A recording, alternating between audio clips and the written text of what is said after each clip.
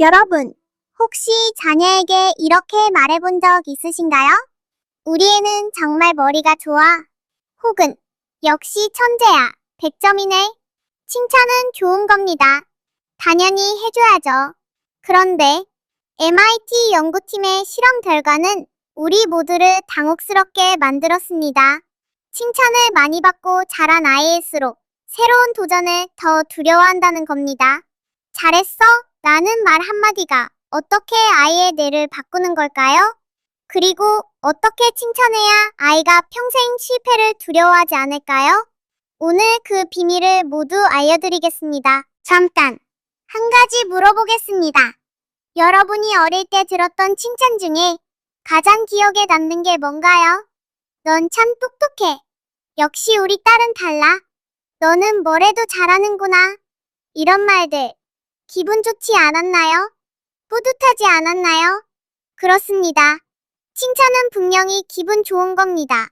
그래서 우리는 의심 없이 아이들에게 이런 칭찬을 전달해왔어요. 참 잘했어. 우리 아이 최고야. 역시 천재잖아. 그런데 1998년 미국 컬럼비아 대학교의 심리학자 캐럴 드웻 교수팀이 뉴욕의 초등학생 400명을 대상으로 아주 간단한 실험을 했습니다. 그 결과가 전 세계 교육학계를 뒤흔들었습니다. 도대체 무슨 일이 있었던 걸까요? 실험은 이렇게 진행됩니다. 연구팀은 아이들에게 처음에 적당히 어려운 퍼즐을 줍니다. 아이들은 열심히 풀었고 대부분 잘 맞췄어요. 그리고 이 순간 연구팀은 아이들을 두 그룹으로 나눕니다. 첫 번째 그룹에는 이렇게 말했습니다. 와, 정말 똑똑하구나. 너 머리가 좋은 것 같아. 두 번째 그룹에는 이렇게 말했습니다. 열심히 했구나. 네가 이렇게 집중해서 노력했으니까 잘 된 것 같아. 딱 이 한 문장의 차이였습니다. 그 다음 연구팀은 아이들에게 선택권을 줬습니다. 다음 퍼즐은 두 종류가 있어. 쉬운 거랑 어려운 거. 어느 쪽 할래? 여기서 결과가 극명하게 갈렸습니다. 능력 칭찬을 받은 그룹, 머리 좋다는 말을 들은 아이들의 67%가 쉬운 퍼즐을 선택했습니다. 반면 노력 칭찬을 받은 그룹, 열심히 했다는 말을 들은 아이들의 92%가 어려운 퍼즐에 도전했습니다. 단 한 문장의 칭찬이 아이의 선택을 이렇게 바꿔버린 겁니다. 연구팀은 이번엔 두 그룹 모두에게 아주 어려운 퍼즐을 줬습니다. 모든 아이들이 틀릴 수밖에 없는 퍼즐이었어요. 실패를 경험한 뒤 연구팀은 관찰했습니다. 능력 칭찬 그룹 아이들은 금방 포기했습니다. 문제를 보기도 싫어했고 어떤 아이들은 짜증을 했습니다. 그리고 나중에 연구팀에게 거짓말까지 했습니다. 자신이 쉴 때보다 더 많이 맞췄다고요. 반면 노력 칭찬 그룹은 달랐습니다. 더 오래 시도했고 실패해도 즐거워 보이기까지 했습니다. 이거 어렵지만 재밌어요 라고 말하는 아이들도 있었습니다. 그리고 마지막 테스트, 처음과 같은 난이도의 퍼즐을 다시 줬을 때 능력 칭찬 그룹의 성적은 처음보다 20% 하락했습니다. 노력 칭찬 그룹의 성적은 30% 상승했습니다. 왜 이런 일이 벌어지는 걸까요? 심리학적으로 설명하면 이렇습니다. 머리가 좋다는 칭찬을 들은 순간 아이의 뇌 속에는 하나의 등식이 만들어집니다. 나는 똑똑하다는, 잘한다. 이 등식이 존재하는 한 아이는 절대로 실패할 수 없습니다. 실패하는 순간 그 등식이 깨지니까요. 나는 똑똑하지 않다는 뜻이 되어버리니까요. 그래서 이 아이들은 어려운 도전을 피하게 됩니다. 실패할 가능성이 있는 건 처음부터 시도하지 않습니다. 도전하지 않으면 실패도 없으니까요. 캐럴 드웻 교수는 이것을 고정형 마인드셋이라고 불렀습니다. 능력은 타고나는 것이고 변하지 않는다는 믿음. 반대로 노력 칭찬을 받은 아이들은 이렇게 생각합니다. 잘된 건 내가 열심히 했기 때문이다. 그럼 더 열심히 하면 더 잘 될 수 있다. 이것이 바로 성장형 마인드셋입니다. 능력은 노력에 의해 성장할 수 있다는 믿음. 이 두 가지 마인드셋의 차이는 단순히 칭찬 한마디에서 시작됩니다. 잠깐! 이 이야기를 아이들한테만 해당되는 얘기라고 생각하셨나요? 천만에요.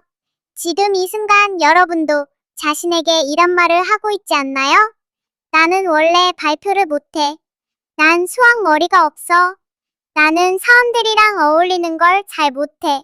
이 말들 어릴 때 누군가에게 들었거나 스스로 고정시킨 라벨들 아닌가요?